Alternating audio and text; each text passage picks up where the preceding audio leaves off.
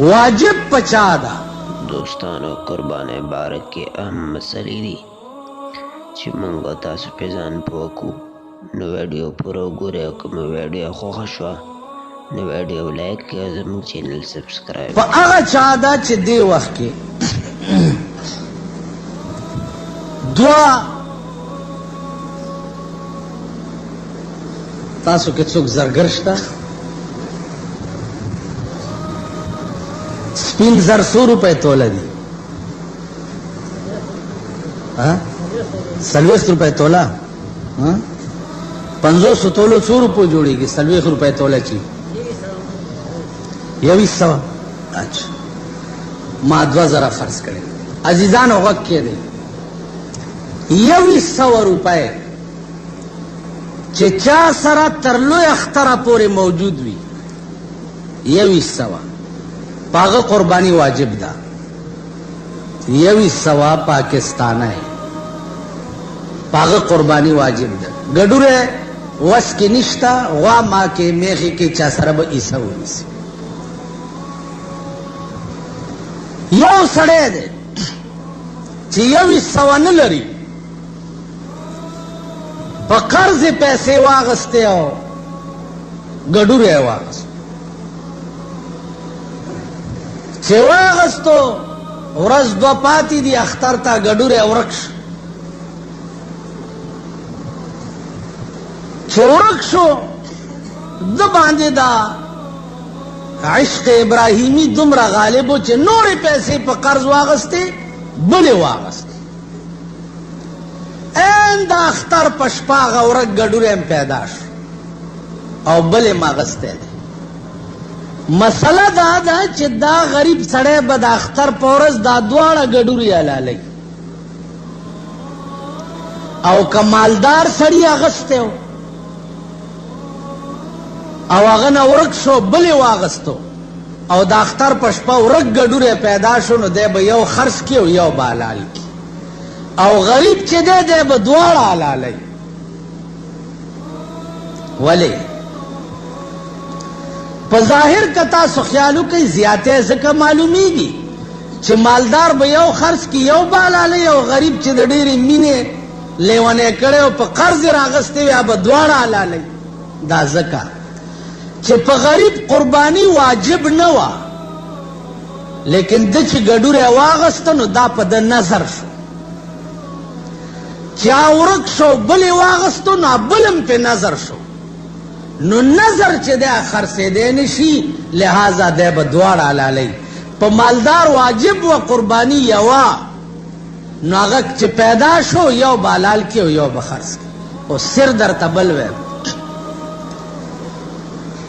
علماو لیکلی دي چې د قرباني دومره عظیم برکت دی چې که چا سره پیسې نه وي او قرض یې واغسته او قرباني یې وکړه، نو الله پاک به مخې کاله د ده قرض هم خلاص کړی او دومره مال به یې ورکړی چې دی مستحق د قربانۍ وګرځي.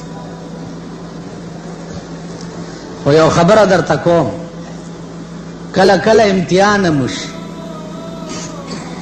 همدې جومات کې یو ځلې چېرته څو کاله مخکې ما دا خبره کړې وه، چا به داسې کړي یو سړی دی د دې خوا کله په قرض یې پیسې اخیستې دي او 2 میاشتې پس راغی ما ته وی چې مولوي صاحب تا دا مسله کړې وه، مال کړې خو مې وه. ویل بیا داسې مسلې مه کوه. مال ولې؟ ویل هغه دی په قرض مې اخیستې اوس پیسې نه راځي ورپسې، هغه دی سړی ما نه غواړي. نو داسې سړي دپاره په قرض نه دی اخیسته پکار. ما په دې خبره پوهېږي چې د چا ایمان دومره کمزوری چې هغه کې دا خیال وکړي چې زه ورپسې مالداره کېږي، که په دې نیت چې ګډوره یې واغستو چې زه مخې که الله مالداره کېږي، نو دا د مالدار کېدو په نیت دی، د قربانۍ په نیت نه دی. دا قرباني بیا ډوکېږي نه. ما په خبرو پوهېږئ؟ ګډوره اخیستل په دې نیت چې زه سنت ابراهیمي ادا کوم، نور سیزونه به بېطبع ورپسې راځي بیا، ځکه چې قانون دا دی چې د تمام اعمالو دارو مدار چې دی هغه په نیت باندې دی او نیت په عربي کې د زړه قصد او اراده ته وایي نو مدار د اعمالو په نیت ته څنګه دی چې نیت یې هغسې به در سره کي نو زما عزیزانو عرض دا و چې عام طور خلق قربانۍ ګډوره دی ګډ شو پې کېږي که نه کېږي اوج ګډ دی او داسې ګډ دی چې په لاره ګډ ګډ رواني قرباني پې کېږي سرمنې کې خارښتو لګېدو لاندې غوښې ته چې نقصان نه یې رسېدلی پاس په سرمنه د ګډ خارښ مارښتي په دې قرباني کېږي ښکرونه یې نه یې پې کېږي خسي وي پې کېږي غوږې درې حصې ثابتو یو حصه غوڅ شوی قرباني پې کېږي تاسو خیال راغی دا ټول څیزونه داسې دي چې دا معنی د قربانۍ نه نه دي قرباني پې کېږي بنیادی شی درته بل ووایم عام طور باندې غوا او میخه کې اوه کسان شریکېږي اوه کسان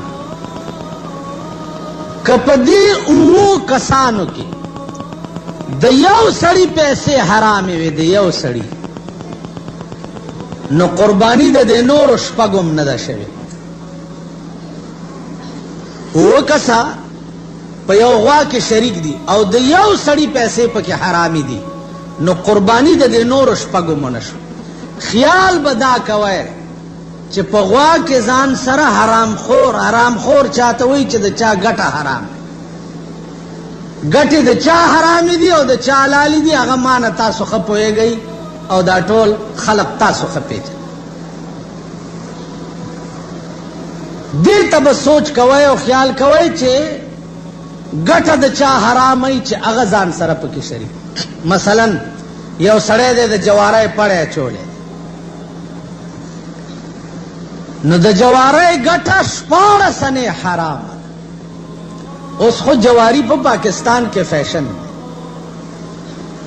تاسو وګورئ د لویو لویو پړونو د جوارو باقاعده شکرانی وزي او نظرانی وزي نظرانه ماخام تقسیمیږي او د نن لاندې پړ چلیږي پته یې ټول دا کېدای شي چې په ملک به یو جرم کېږي حکومت ته به پته نه دا د چا عقل مني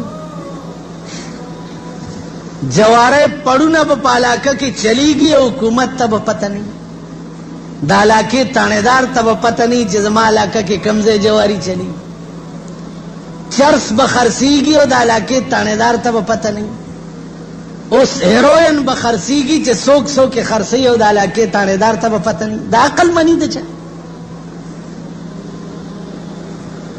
نن وګوره د پاکستان بچی تباه شو